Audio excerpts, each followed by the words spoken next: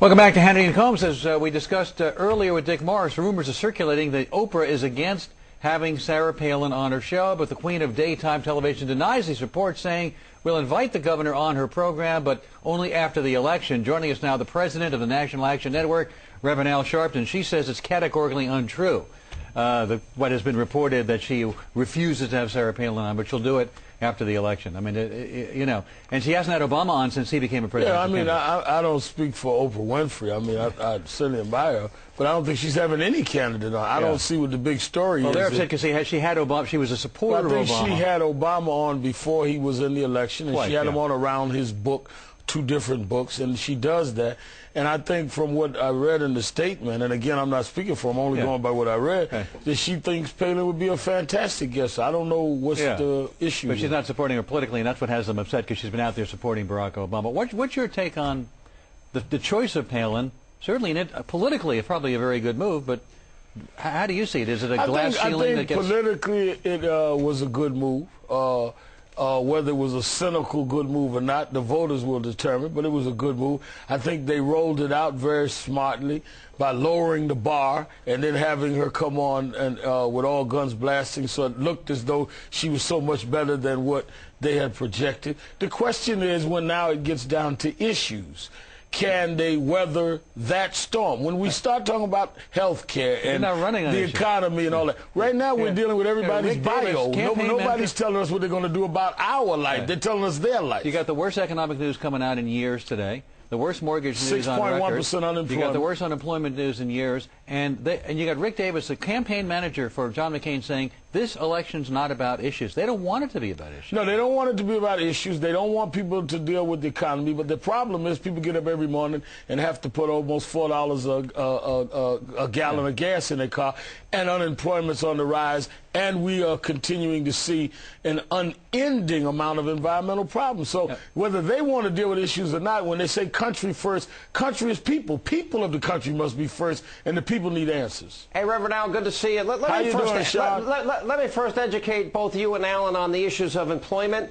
During the Bush years, the unemployment record is clear. That the Bush years, we had lower unemployment than the average of the 1960s, the 1970s, the 1980s, the 1990s. And maybe you and Alan don't read the financial pages, but the last quarter of economic growth was 3.3%. Pretty robust growth. And by the way, the surge is successful, and the war is won in spite of Barack Obama cutting off funds for the troops. That is irrelevant if the point we made, we didn't deny any of that. What we said is that unemployment rose again last month. You're not denying that. And whether you had economic growth or not, the fact is, as we stated, that you went up again in terms of unemployment last month. You're not denying that fact, are you? After recession he inherited, after the negative impact of 9/11, he still had, George W. Bush, the lowest unemployment compared to the last 4 decades. And it's like, it seems like Al, it seems the unemployment is increasing. He's been the president for 8 years,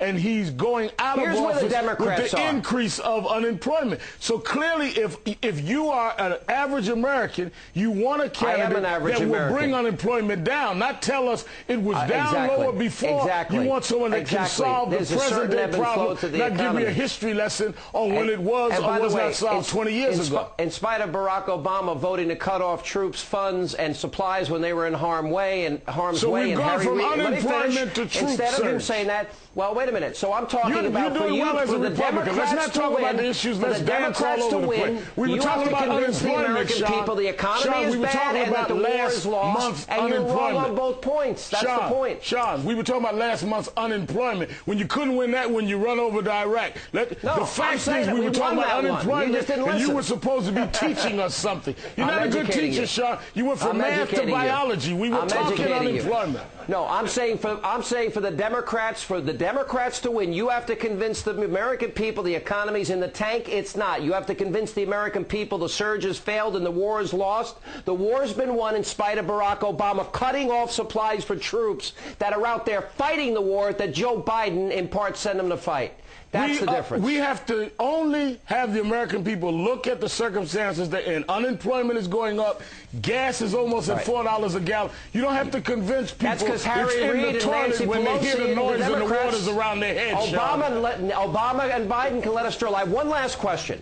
When the NAACP didn't support Clarence Thomas, when the national organization compares Sarah Palin to a man and smears her and tries to destroy her, aren't those organizations rendered into liberal organizations instead of what their stated purpose is? No, it means that they are not racist and sexist. They will disagree with people of their own race and gender. Something that so you it's not about the advancement of colored people. It's not about women. I'm shocked that you would now say that we would support somebody just because they're black or women just because they're women. That would be sexist and racist. Sir, Reverend Al, it's called the National Association and Advancement of Colored People, but except if you're a conservative. You don't think some black people would do things that are not in the interest of those people? Why would you not support the advancement of a colored person who's a conservative? Because you may think that his positions will not advance other people of your constituency. Why would the National Organization for Women compare Sarah Palin to a man? That doesn't make sense. All right, we got to run. I don't know that they compared her to a man. They did. And as a man, I don't know. I don't understand why the comparison is something